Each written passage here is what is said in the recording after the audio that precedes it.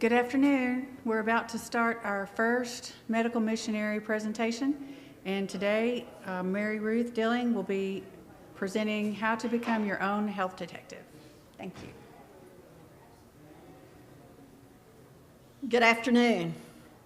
I know that there was a lot of pasta for lunch today. Some of you may experience some sleepiness because of that. So feel free to get up and go to the back if you need to walk around a little bit to stay awake. And I will not be offended. I know how that pasta can affect us. Let's start with a word of prayer. Dear Heavenly Father, we just come thank you so much for your blessings. Thank you for your mercies that are new every morning. Lord, we ask for you just to help us to comprehend what is being taught today. Lord, please put your words in my mouth. Keep me from saying anything that is outside of your will. And I pray, dear Lord, that above all, that this will be a blessing to all who watch. In Jesus' name, amen. I'm going to be covering a lot of information. If you have questions, write them down. And periodically through the presentation, I will stop and answer questions.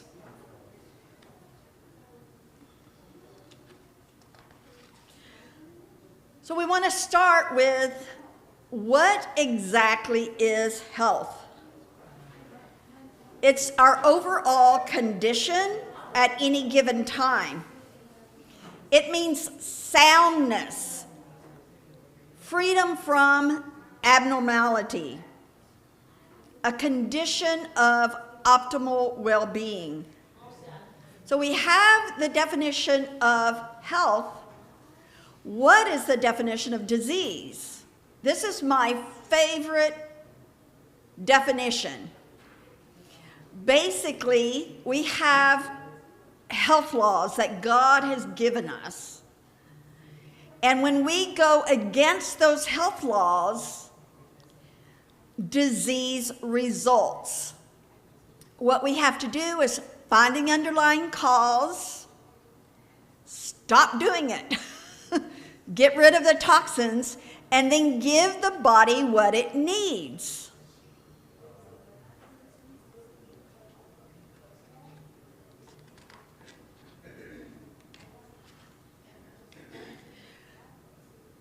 You know, when you get a symptom, you'll go to the doctor.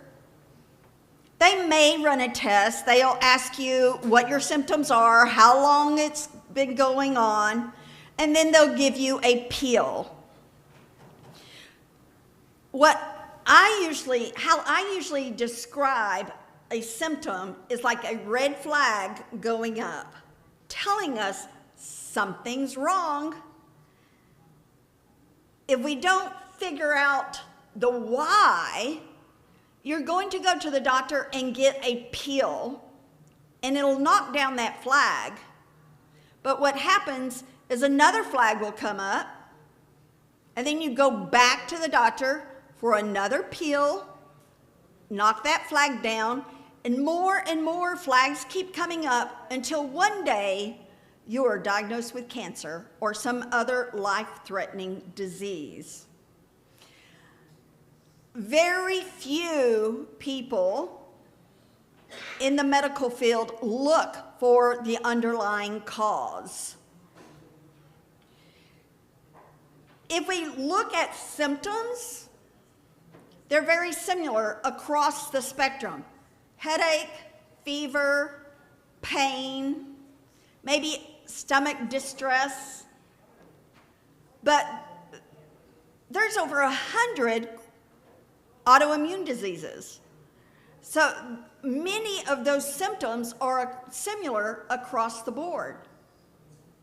So how do they know? Well, it depends upon which symptoms are the most loudest, that cause the most problem. That's how they identify.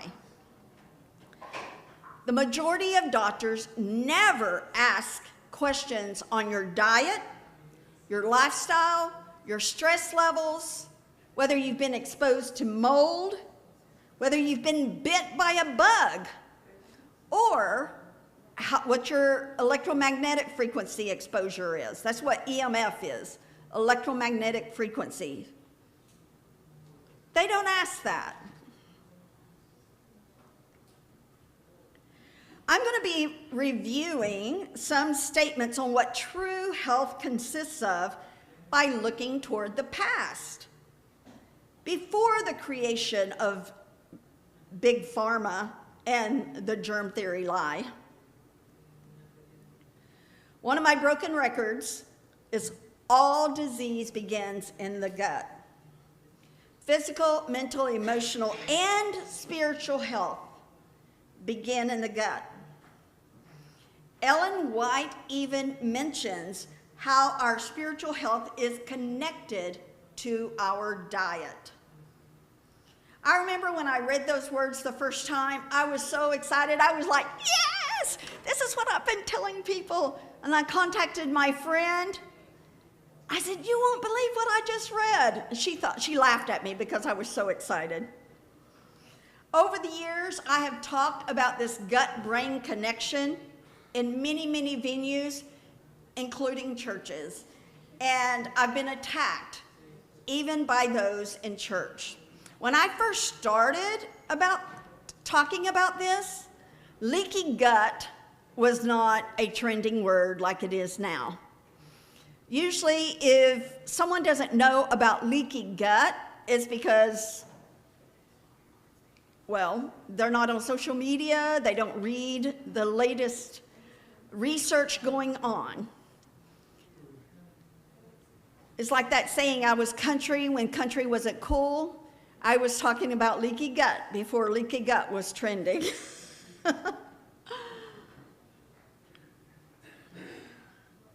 The doctor of the future will give no medicine, but will involve the patient in the proper use of food, fresh air, and exercise. So if Jefferson said this in the 1800s, what happened? So although medicines of various types have been prescribed for thousands of years, it was mainly natural plant-based sources until pharmacology began in the early 1800s. The doctors being trained in pharmacology began to go after professionals who were using natural remedies. The licensing process also began as to shut out those who learned by doing, as hundreds of thousands of doctors have done over the centuries. You went and you learned medicine as an apprentice. You would read books, you would learn anatomy, and you would learn natural remedies. So the licensing process was to shut out those people who didn't go toward your pharmacology schools.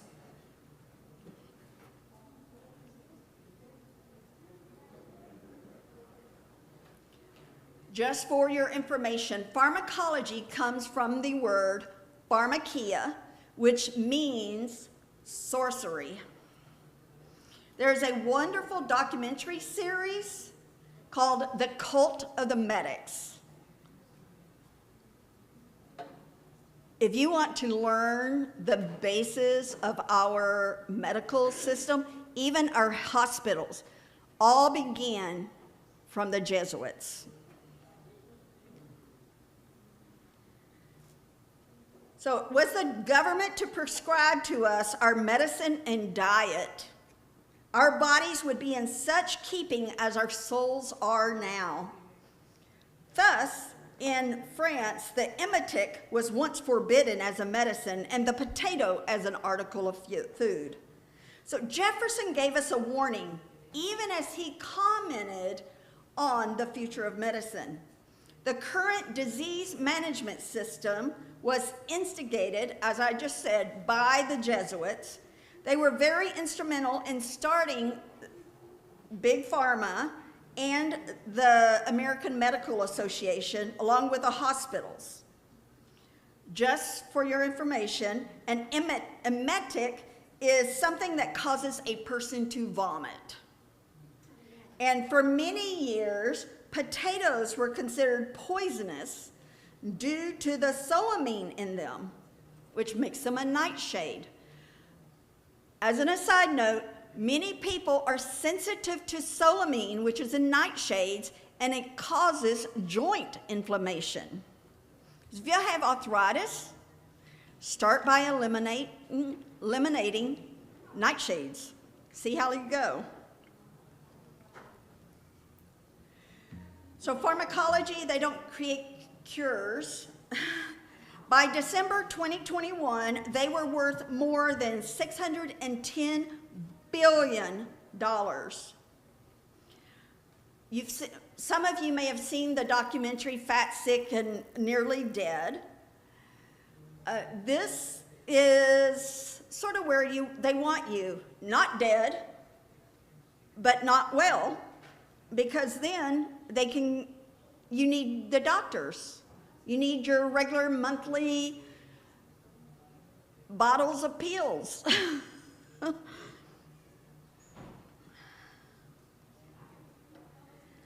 So the government has no business in healthcare. The good physician treats the disease. The great physician treats the patient who has the disease. In the past, I've talked about the carbon life cycle and the story of Sick Steve. With Sick Steve, the doctors treated the symptoms. The medication, rather than providing resolution to his underlying problem, just caused the microbes which were eating the sick cells to go deeper into the body. And then other problems, other symptoms came up. Ellen White speaks on this topic also. The September the 1st, 1866 issue has a number of articles on the topic of avoiding medications, especially for children. She said that mothers should be educated as to treat their children rather than taking them to the doctor for drugs. We're going to take a few minutes to review the carbon life cycle. Genesis 3:19 states, "In the sweat of thy face shalt thou eat bread till thou return unto the ground. For out of it was thou taken, for dust thou art, and unto dust thou shalt return." So science calls this the carbon cycle. Sometimes it's called the cycle of life. The carbon cycle is a description of how living matter, microbes, break down to return to dust. We can see this process demonstrated in the compost pile. The carbon cycle has brought the vegetable matter back to dust, which we now can add to our gardens, right? To fertilize it, give it nutrients. What causes this decomposition? Microbes, which people call germs.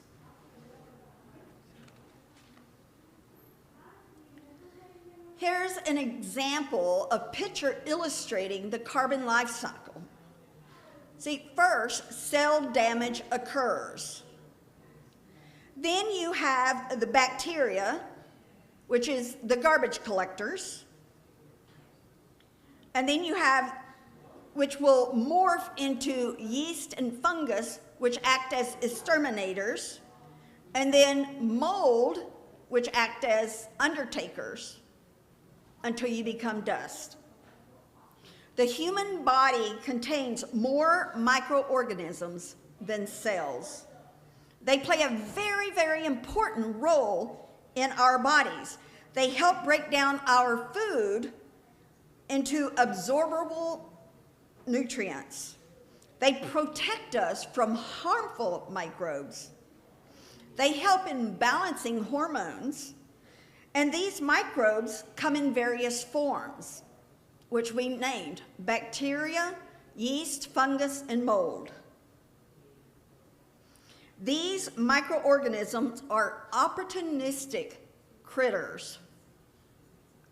They can lay dormant for years until they find food in their host. We are their host. Cell damage provides the food they need to activate into various forms. They also love to eat toxins and sugar. The standard American diet eating plan provides more than enough food for them to eat. Any questions so far? All right. So we're going to talk about leaky gut for a moment.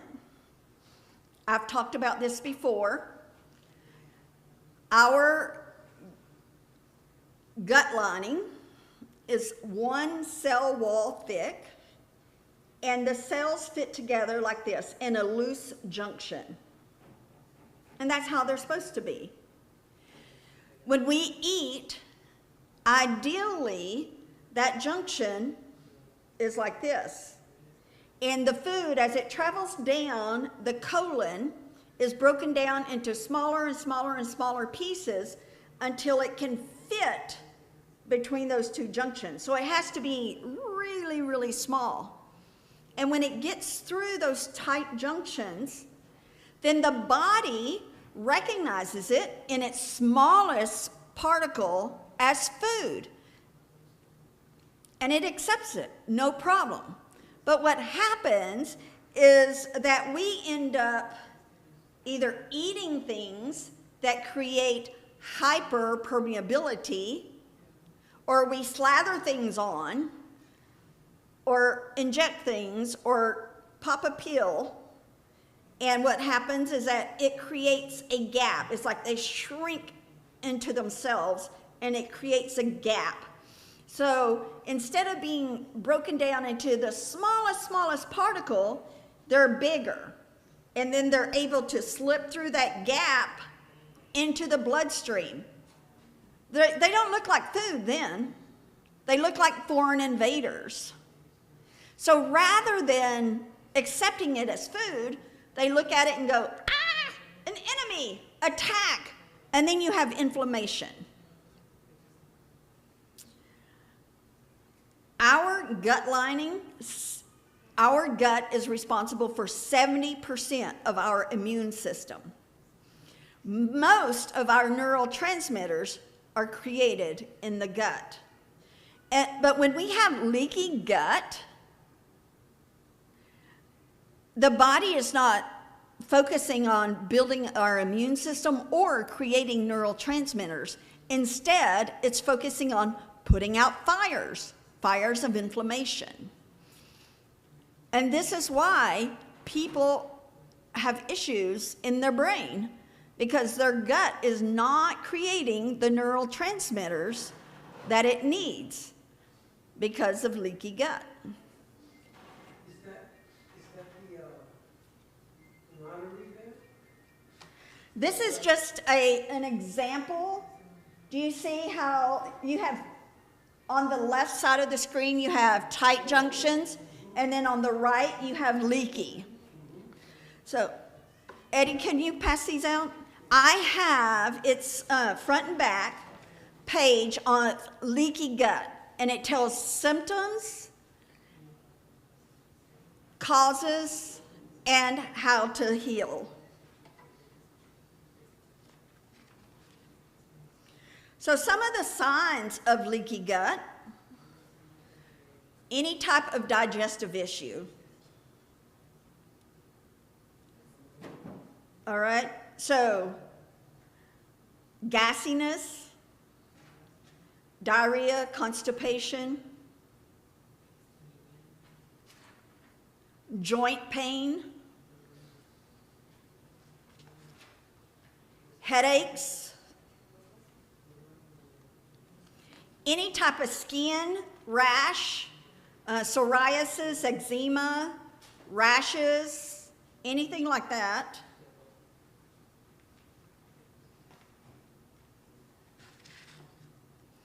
weight issues, hormone issues, mood issues. These are all signs of leaky gut. So what causes a leaky gut? Fake foods. This includes meat. Now you might say, well, fake food, meat is not fake. Well, there's a lot of chemicals in meat. A lot of chemicals. And it is acidic in nature.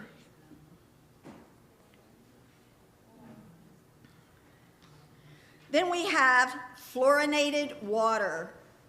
Fluoride, which is a known neurotoxin, is added to our water, and we don't know how much we're consuming over the course of a day. It displaces important chemicals in our brain, such as iodine. It is bioactive in minute doses, such as parts per trillion. It will interact with breast and prostate tissue, and it has an accumulative effect. We find it in our water, medication, and even our herbal teas.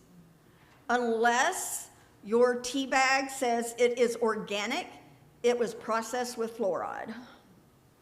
On the Detox Project, Mike Adams stated that fluoridation of our water was a case of the government using the plumbing infrastructure to deliver a mandatory drug at an unlimited dose to an undiagnosed population, which breaks every medical and human rights. Fluoride opens the blood-brain barrier, and it gives heavy metals a piggyback ride across the blood-brain barrier. I could give you a lot of information on fluoride, but we're not going to go there.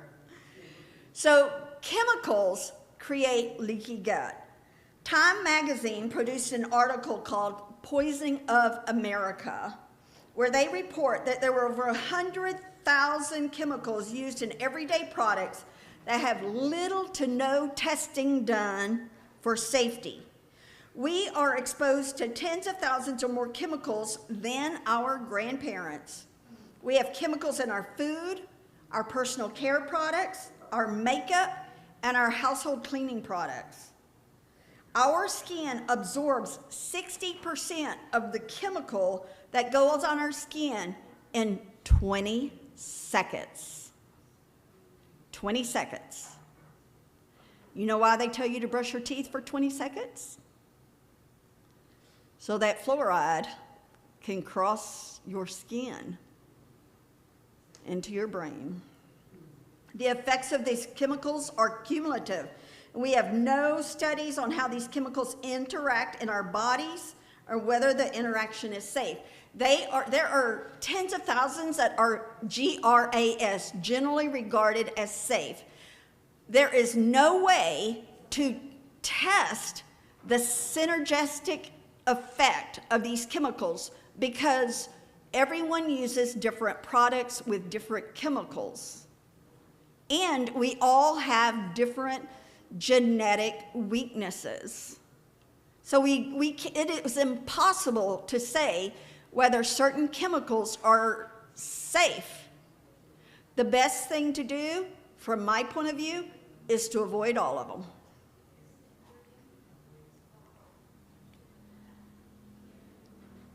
Food allergens. Generally, food allergens are a sign of leaky gut.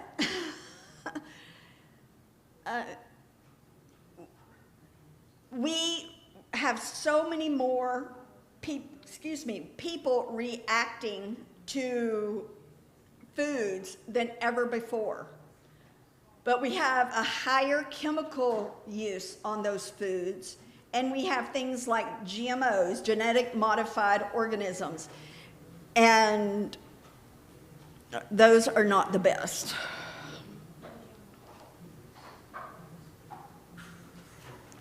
Stress and trauma You've heard that stress is a killer. Well, it creates leaky gut. When I first learned about leaky gut and the way the gut is responsible for most neurotransmitters, I was like, oh, well, that means there's no real mental illness other than related to trauma. This was really eye-opening for me. And then a few months later, this article came across in a group, and it was talking about how trauma disrupts the gut biome. And I was like, oh, then that means there is no mental illness. What it is, it's a leaky gut and a toxin or parasite or something like that. Something that can be resolved. So stress is an epidemic problem here in the United States. It releases cortisol, which is a person's fight or flight hormone. When you are under chronic stress, it can mess up the adrenals, which in turn can affect your thyroid. It can interfere with sleep, and it can cause weight gain in many people. It can interfere with the way the digestive system absorbs nutrients due to the raised cortisol levels. It can mess up insulin levels and affect a person's metabolism. So drugs and alcohol, they affect absorption of very important nutrients like B vitamins. So your vitamins and minerals, they work together in concert with each other. And when there's a deficiency in a nutrient, it can affect the absorption of another nutrient and even the manufacturing of needed hormones or chemicals. Examples of this is the production of our neurotransmitters.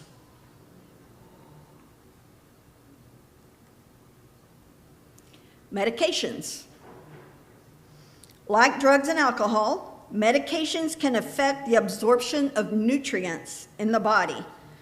They are often combined with other chemicals such as fluoride, which is a neurotoxin.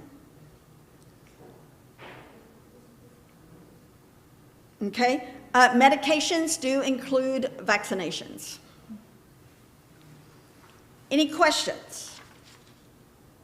How long does the leaky gut last? Pardon? How long does the leaky gut last? Until you heal it. You have to first remove the cause that created the leakiness, detox, and then re-inoculate with healthy bacteria. It can heal relatively fast depending upon how damaged it is, how long it's been damaged. But one thing, in the first hour of life, what happens when a baby is born? The first hour of life, they're given a shot, an eye goop, okay, which immediately disrupts the gut biome. And unless the parent is educated, you may go on and then formula fed, GMO formula, and then you grow up and eat the standard American diet. Nothing is addressed to stop the leakiness, hyperpermeability. And then we wonder why our children are developing cancers and have shorter lifespans than their parents now. It's a serious problem. Can leaky gut start things? Can leaky gut start things? Like in the brain, like schizophrenia? Leaky gut is tied to mental wellness, yes. Maybe that's how I got my schizophrenia. I don't know, Eddie. It would be hard to say. but I know that leaky gut is linked to mental wellness, mental health challenges and everything. Okay. We now understand at least a small aspect of why germ theory is a lie. Okay, germ theory, I have another presentation, I'm not going to go into it. Basically, the theory is this germ microbe causes this illness. But basically, health, rather than being linked to a single germ for this single illness, it takes on the status of the whole terrain. This is what New Start is about. New Start: nutrition, exercise, water, sunshine, temperance, air, rest, and trust in divine power. That is the terrain theory. That is what we as a church teaches for health, how to have health. You obey God's health laws.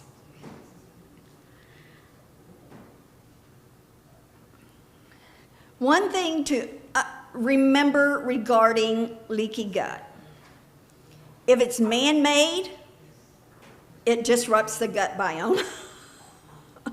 That's cleaning products, that is anything you put on your skin, in your mouth. If it's man-made, made in a manufacturing plant, it'll disrupt your gut biome. I like this. It sort of shows us how health has changed over the years. We started with, here, eat this root, and then say this prayer, because that root is heathen. That prayer is superstitious, so drink this potion. That potion is snake oil, so take this pill. That pill is ineffective. Take this antibiotic. That antibiotic is poison. Take this root. And that's basically where we've come to lately, that people are waking up and realizing that for true health, we need to turn back to God's nature.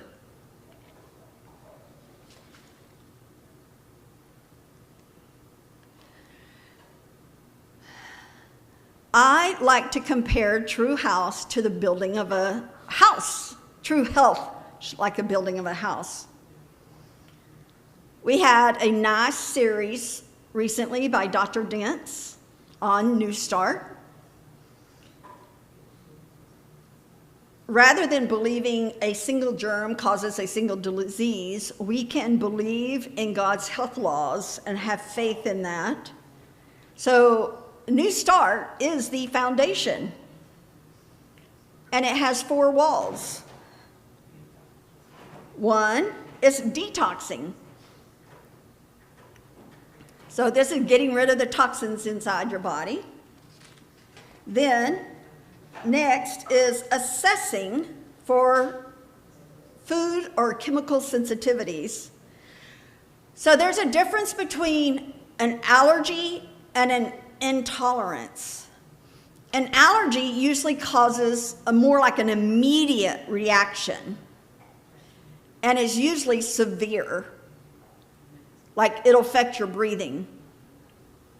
Whereas an intolerance may not create a reaction for up to 48 hours.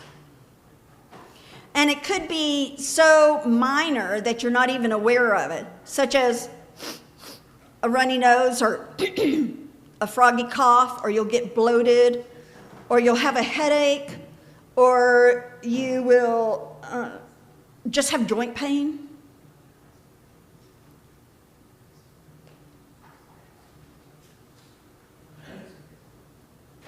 I have another handout. This is symptoms of food allergies or food intolerances. I'm not going to go into all the symptoms, but this sheet has a lot more. you test differently for an allergy versus food sensitivity. I remember once I went and I had 8 needle panels tested on me at one time. Talk about pain. And I didn't react to a single one. And the doctor, he was like, I said, well, I know I'm reacting to something, and because I had already been telling him all, and that's why he said, well, there's a difference between food allergies and food intolerances. Okay? You can test for it differently. There is a test, you can test your hair, and they can test up to 700 different foods and chemicals. If you're interested in that, just contact me and I'll send you the link. Okay? Let's see. You can also do a food sensitivity diet, where basically you take 3 weeks where you eat no inflammatory foods, very bland. And then after 3 weeks, you add 1 food group a week back and check for reactions. There's a wonderful documentary called Allergies, A Natural Approach. It's why so many food allergies and chemical sensitivities? Leaky gut.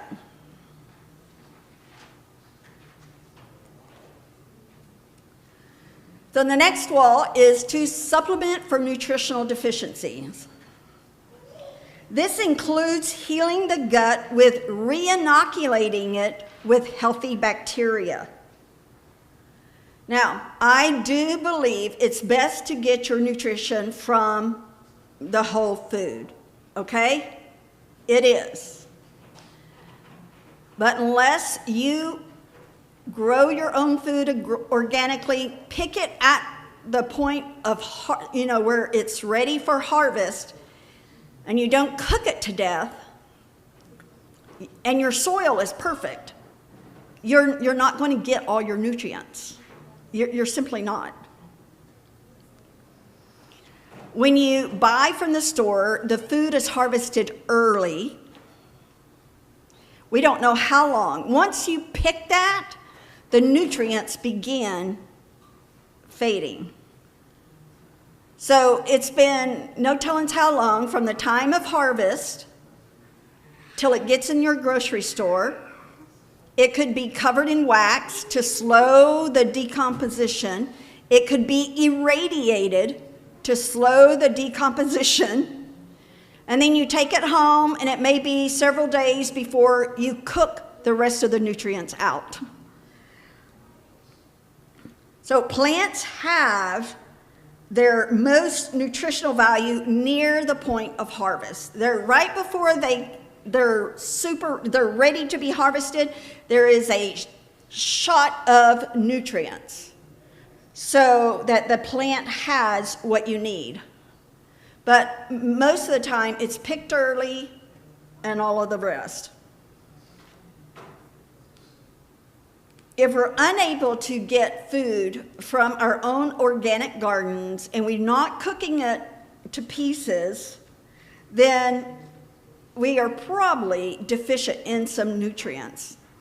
I do have another sheet. It's several pages, so I did not print copies, but it shows different health issues linked to certain nutritional deficiencies. If you want a copy, contact me and I'll send it to you.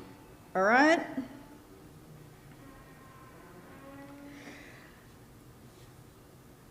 The RDA, the recommended daily allowances, is what the government suggests as a minimum to keep you alive. Those nutrient recommendations are not necessarily what you need to be healthy. And sometimes, most of us have deficiencies. And so you may be eating in such a way that you're not getting worse, but you're not compensating for the deficiency to begin with. I hope that makes sense.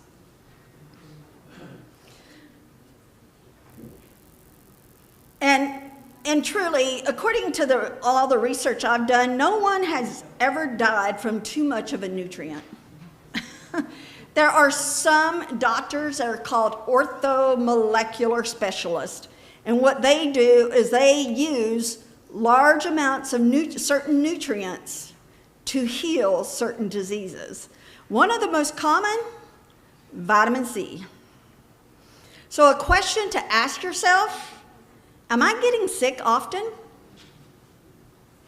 If so, it might not be a bad idea to supplement.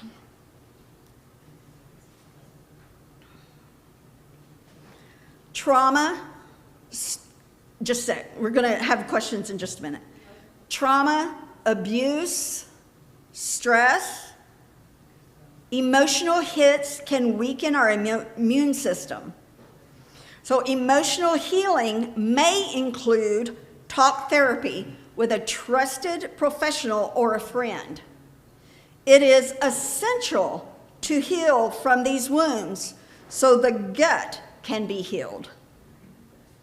So, as part of my training for mental health, I attended a training called the ACE, and that is Adverse Childhood Experience. It was a workshop.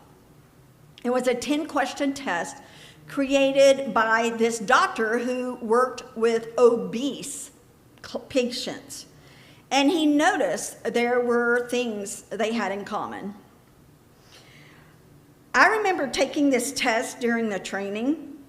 I had 9 hits out of the 10, and it was quite triggering. But the trainer pointed out that we wouldn't have been sitting in the audience for the training if we had not been able to heal from the past hits. Because we were there so that we could turn around and help children who had a lot of adverse childhood experiences. And it helped me at the time, it helped me realize how much God had already done in my life. And this is way before I started making the lifestyle changes. The roof. Your attitude, belief, and faith. This is the essential elements that keep all the others together and provides protection.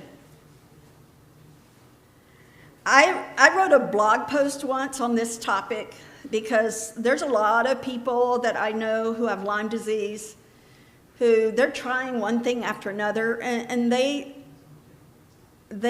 don't have the healing, and it breaks my heart. And I wonder, why am I experiencing the benefit? And I really believe, for one thing, when I started this new path, I expected God to do something. I had faith in him that if I walked in obedience to his health and moral laws, that he would heal me. It wasn't like, oh, well, this isn't going to work, but I'm going to try it anyways. That's like being double-minded, and, you know, James talks about that. And I believed that if I just kept my focus on him and kept doing what I could, following his health laws and doing these other things that I've learned about over the years, then he would bless my efforts. And he has, beyond my wildest imagination. So we went over the walls built on the foundation of New Start. Now, what do we do to become a health detective? I like this quote: the doctor of the future will be oneself. When I moved to Texas, my sister wanted me to go to the doctor to establish care. So I went and I had all these blood tests ran. Well, I can now order my own blood tests. But since they couldn't give me medication, there was like, well, there's nothing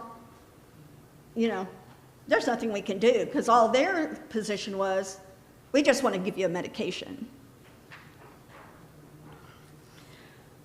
So I've told people that, I mean, it's been years since I've gone to the doctor. And for someone who went twice a month, went counseling once a week, and went to the physical therapist 3 times a week, that's saying something.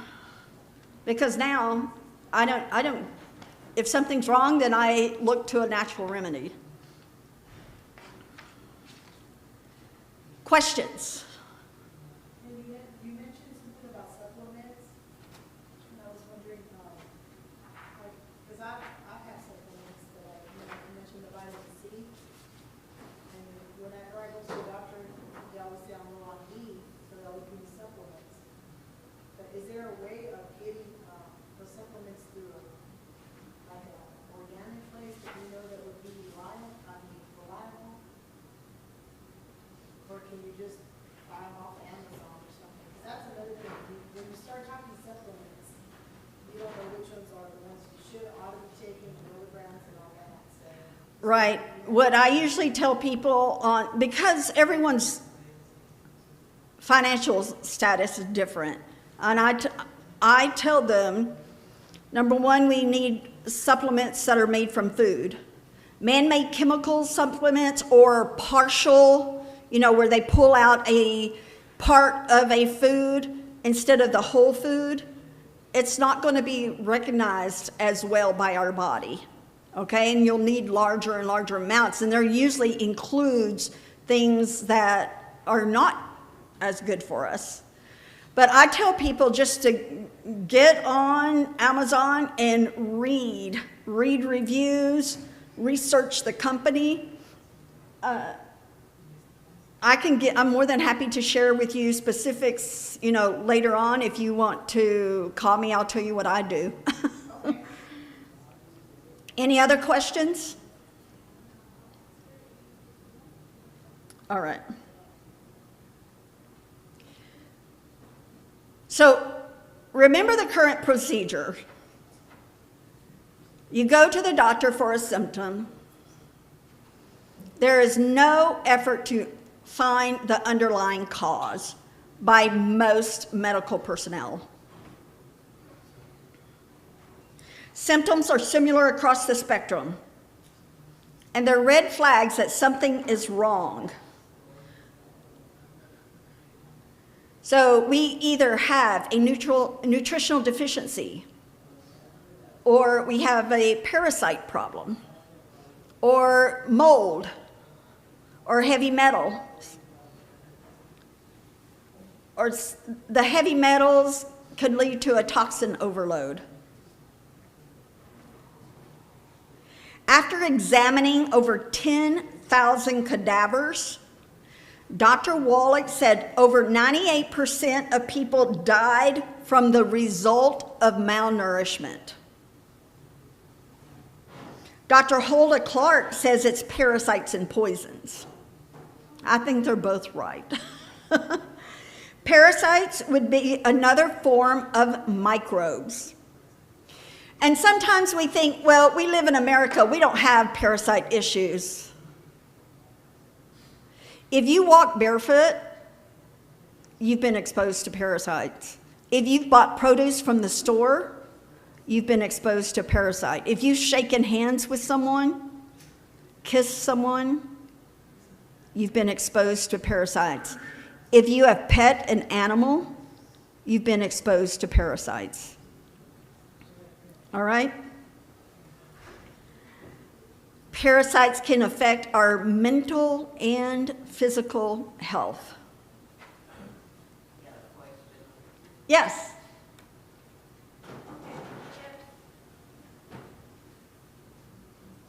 If we pet animals, we've been exposed to parasites. So do we continue to keep them because we don't get rid of our pets? Oh, no, I have an animal. I wouldn't dare get rid of her. I love my animal. But the thing is I constantly, as part of my regular health protocol, I do things that are I eat things that are anti-parasitic. Pumpkin seeds, okay? For example, did I pass out the detox yet? Okay. So this is 2 sheets. and it has the order that you detox in, and it tells you, yeah, 2 sheets. It's 2 sheets. How often do we detox? Because we run barefoot, if we eat things from the grocery store, we pet dogs. You know, Oh, it just goes on and on. I do things that are anti-parasitic. I do things that are detoxing on a daily basis. Like I drink lemon water. Okay, so there are things, some things like I don't soak in an Epsom salt bath, but maybe a couple of times a month. But we'll get, in just a moment, we're going to get to the parasite thing, okay? But on this, I will tell you, to start your detoxing, you need to start at the basic level and make sure your elimination pathways are open. Other words, you could end up having a healing crisis. A healing crisis is when you are killing off or trying to dump too many toxins at once, faster than your body can process and get them out of your system. Okay? And so the best thing to do, what I generally recommend, is to start with dandelion root tea 3 to 4 times a day, 4 to 6 weeks, depending upon how toxic you are. That's what I would do. Okay? And then after that, you move on to the next step, which on this chart. Dandelion root tea is one thing you'll find that helps in all of your elimination pathways outside of your lymph system. Movement is what your lymph system needs, is movement, like rebounding, walking. Okay?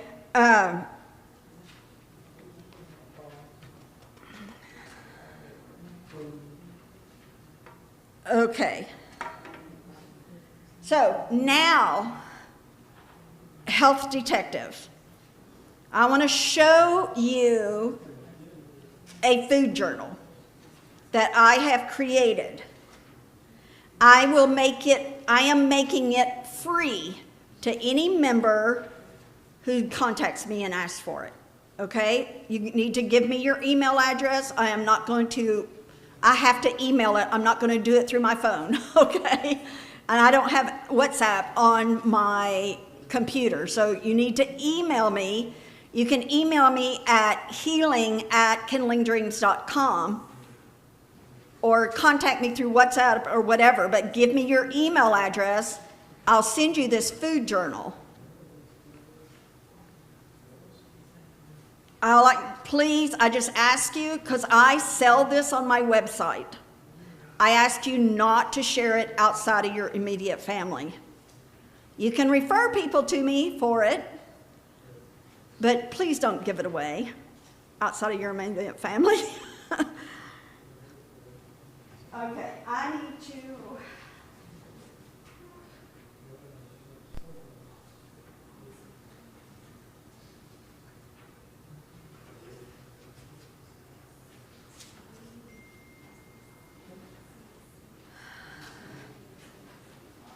Oh, I hope I didn't mess that up. Uh-oh, what did I do?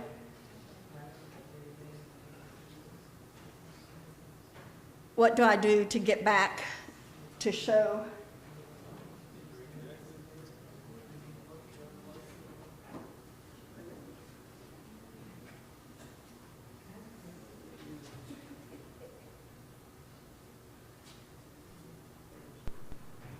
Put it on now.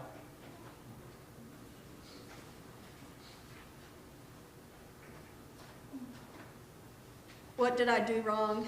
Oh, it's there. Okay. All right.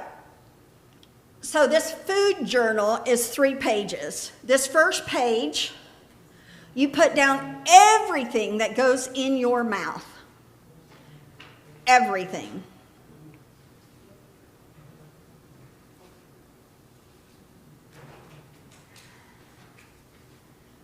You will also record any medicines, supplements, your sleep,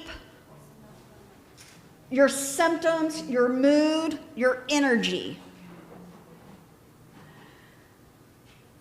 The sheet I handed you earlier about food intolerance symptoms, you can look through there.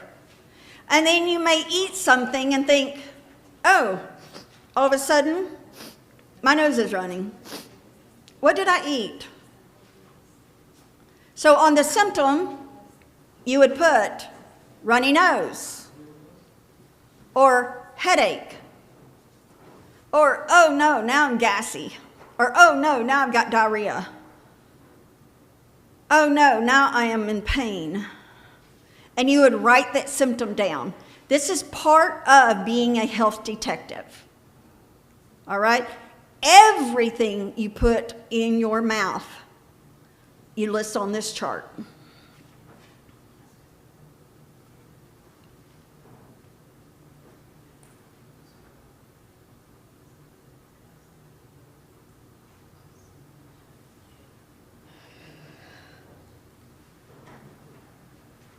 Oh. Now I will discuss the full moon page.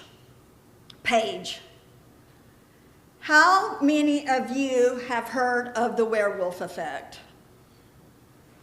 Okay, the full moon. You know, during the week of the full moon, there are more arrests, more accidents. From working in a residential treatment center in the past, when I was doing my internship, it was during the week of the full moon that the residents would get in trouble. Okay? Now, of course, there is no werewolf. Having Lyme disease, though, I knew that the full moon had some sort of effect. I was wanting to do a training presentation, so I started looking so I could have documentation. When I was first diagnosed and got online for support groups and stuff, they would give a warning in the groups, full moon coming up, full moon, practice good self-care, take care of yourself, full moon coming up. Oh man, during the week of the full moon, I would be almost where I could not get out of bed. I would be in so much pain. When I lived with my son, it was my youngest, my second son, and myself. We all, every month during the week of the full moon, it was bad. It was bad. His poor wife. And I want to tell you, I can tell the full moon week, by the way the kids are at school. I wanted so bad to do documentation with other school teachers, but no one was interested. But anyways, I kept digging. I know that Lyme disease was caused by the Lyme spirochete, and I was like, okay, there's got to be something. So I did research on parasites. Bingo. So I am going to go back to my other slides. Lyme disease isn't from a tick, a bite.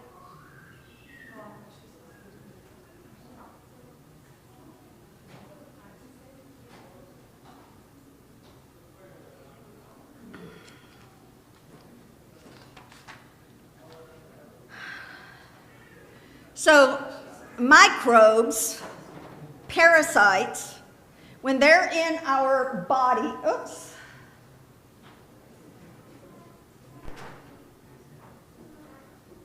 There we go. Oh. Oh, there it goes. Okay, I got it. When they're in their body, like a couple of them will land on a surface somewhere, an organ or whatever, and then they'll start to group and colonize. And they form this protective barrier called biofilm or cyst. And what this does, it keeps the body's immune system from recognizing it.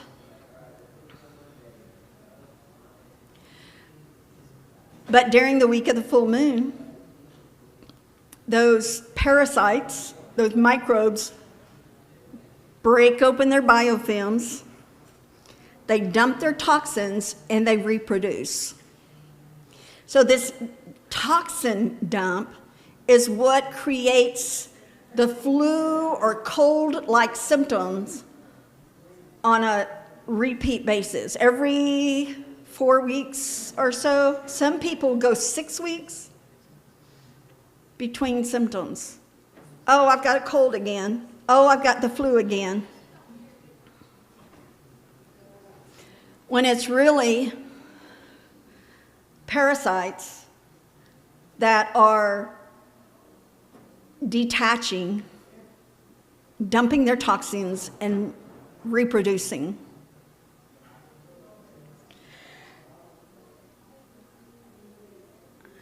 I describe the biofilm like the Klingon cloaking vessel from Star Trek, if y'all ever watched that show from long ago. No one would be able to tell they were there. They were hidden.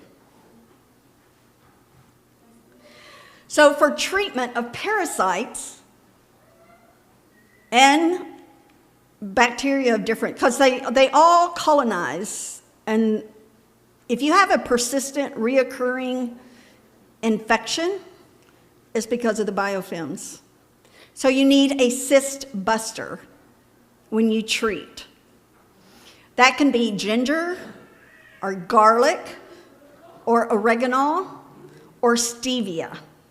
Those are all natural cyst busters. And of course, doctors have prescriptions that act and do the same thing, but again, that is a man-made product, and God already gave us things to deal with this. So after you have done initial treatment,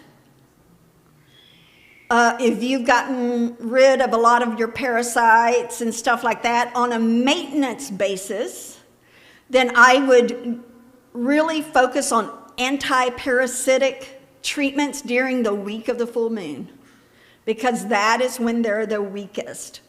Their biofilms are open, and your body can see them. Would you start that like 7 days before the full? Something like Yes. I know Dr. Dent's mentioned about parasites and stuff. Dr. Hulda Clark, you can look her up. She has a product called the Zapper, but you don't need the Zapper. But she has a free protocol, or it was free when I got it, of using the three, it was walnut, clove oil, clove and black walnut, green, I'm blinking, huh? Wormwood, yes.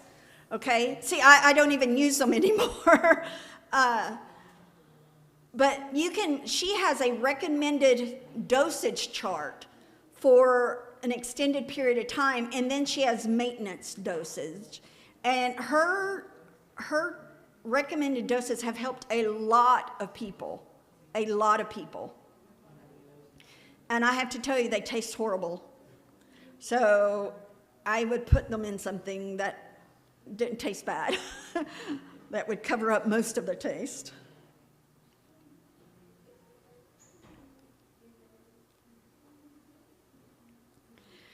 So this is something, if you are getting sick on a regular basis, like a cold or flu symptoms, this is one way you can use the chart to look at your symptoms to find an underlying cause. So part of the job of being a good health detective is listening to your body, paying attention. I have a little ebook, and it's called Are You Listening? And it goes over some of the symptoms that can tell you're experiencing a food reaction or a parasitic reaction or something like that. And this is why I've included the full moon on the food chart, food journal. Then there is the EMF, the electromagnetic frequency effect. Any questions so far before we go into EMFs? Any questions? Okay. I've talked about this before, and ever since the 70s, they stopped studying the effect on our health. So these are just some of the reminders of how EMFs can affect us.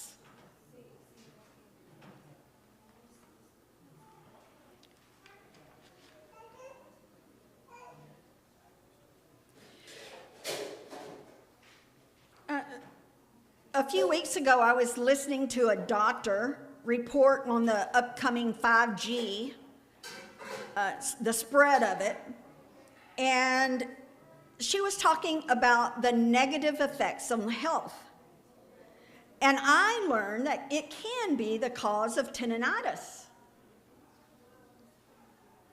So EMFs can attack our nervous system, leading to neurological and neuropsychological effects. It can attack our endocrine system. And our neurological system and our endocrine system are two aspects of our bodies, our health, that make us human. That's different from animals. EMFs also produce oxidative stress and free radical damage, and these can lead to chronic health issues. So remember back in the past when I mentioned the levels that cell damage occurs at 0.1. The US allows up to 600. Most countries cap it at 20.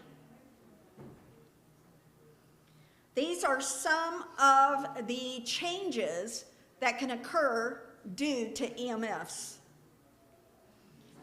And this doesn't even address the solar EMF.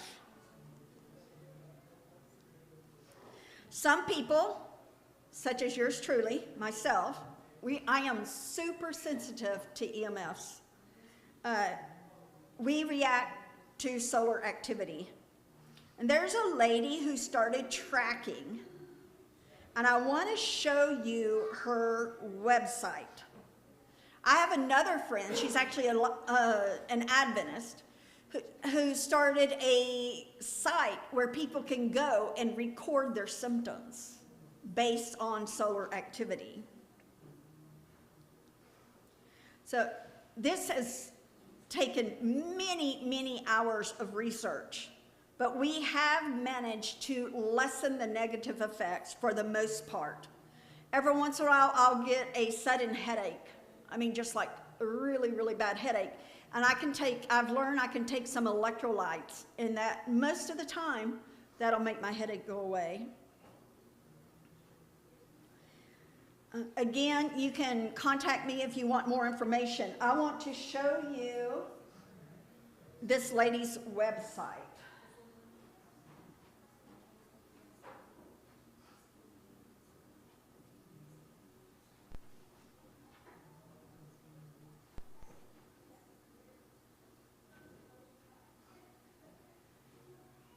Okay, this is her website. Her name is thecharlottekingeffect.com.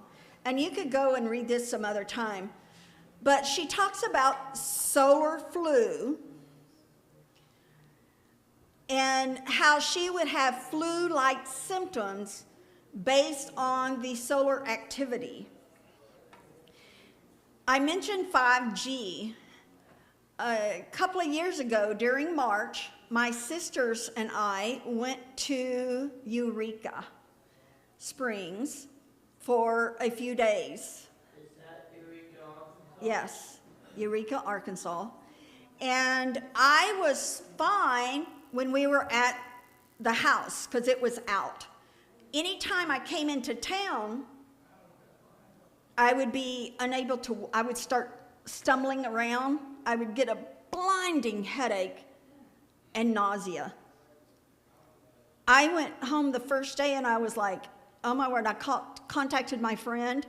I said, I don't know what happened, but I got really sick when I was in town. And she said, check the 5G towers. And so I did. And that town was blanketed in them.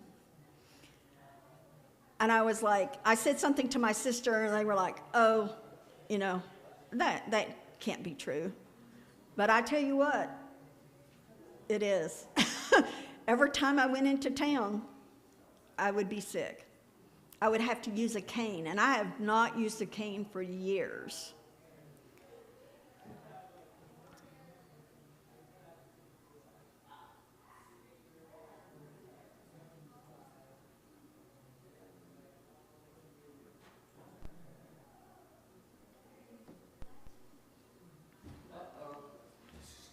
Questions?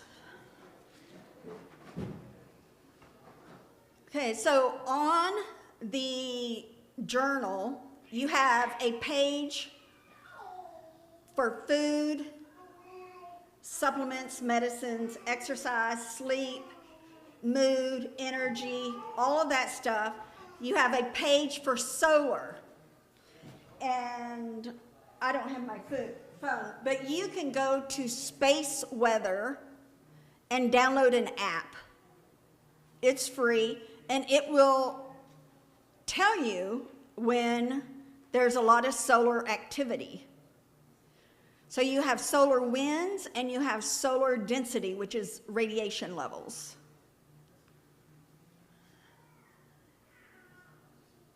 Used to, I would I would be in a lot of pain. I would have brain fog, headaches, joint pain. And the only difference was the solar activity.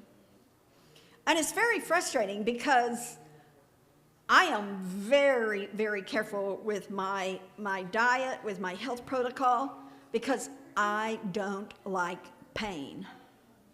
Okay? But we can't control the solar activity. So I'm very thankful for that God put my friend Rose in my life. And we both do a lot of research. She does more than me. She has more time than I do. But we have been helping each other. And we both can function a whole lot better than we used to when we started out, because of just different things that we are doing to lessen the effect, the EMF effect.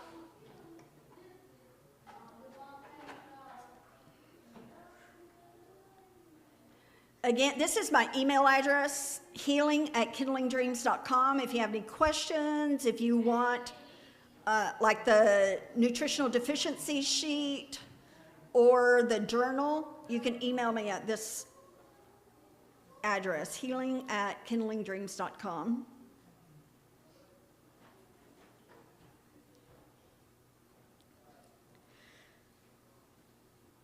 Remember, without your health, there is no wealth. The majority of people spend their lives trying to accumulate riches and then spend their later years using that wealth to recover their health. God has blessed us tremendously with natural remedies for everything, truly. There's more I could talk about, like the genetic perspective and things like that, but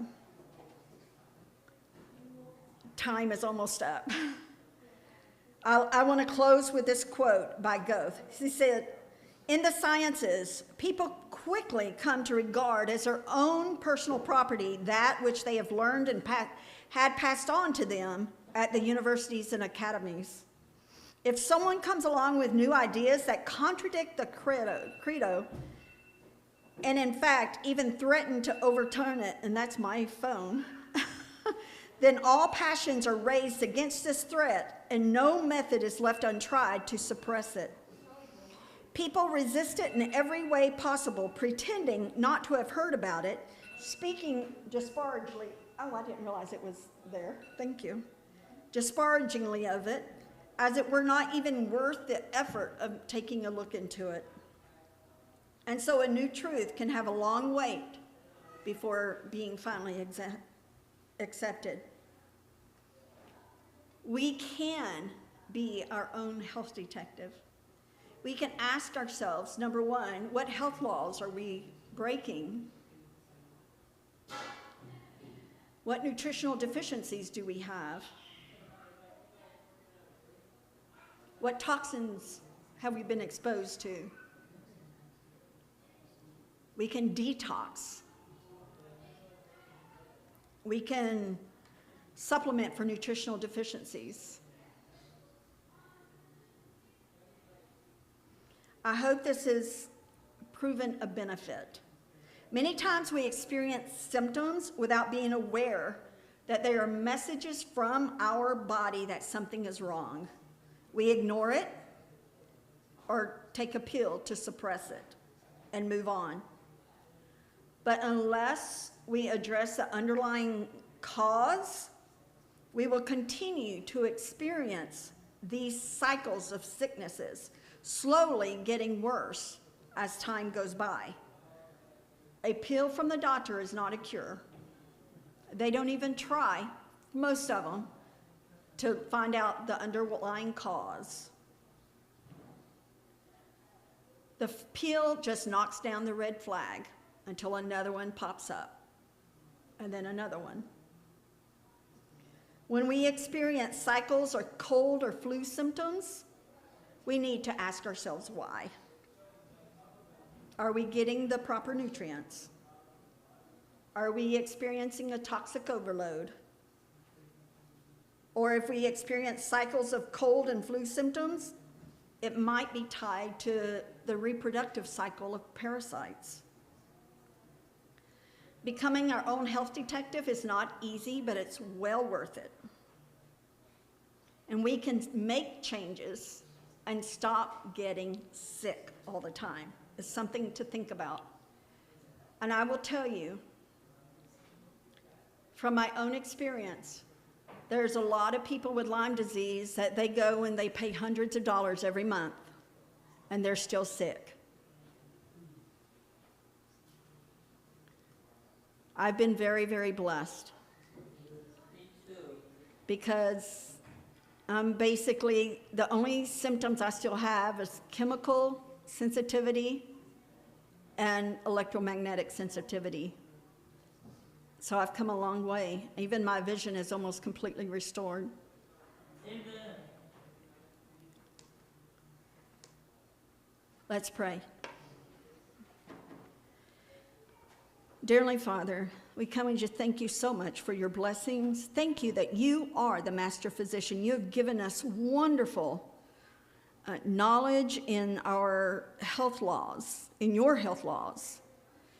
Lord, today we've learned quite a bit about other things to look at if we keep getting sick. And we pray, dear Lord, that you will help each of us to become an expert health detective and be willing to make whatever changes are needed so we can be in our best health to fulfill our God-given purpose. In Jesus' precious name, amen.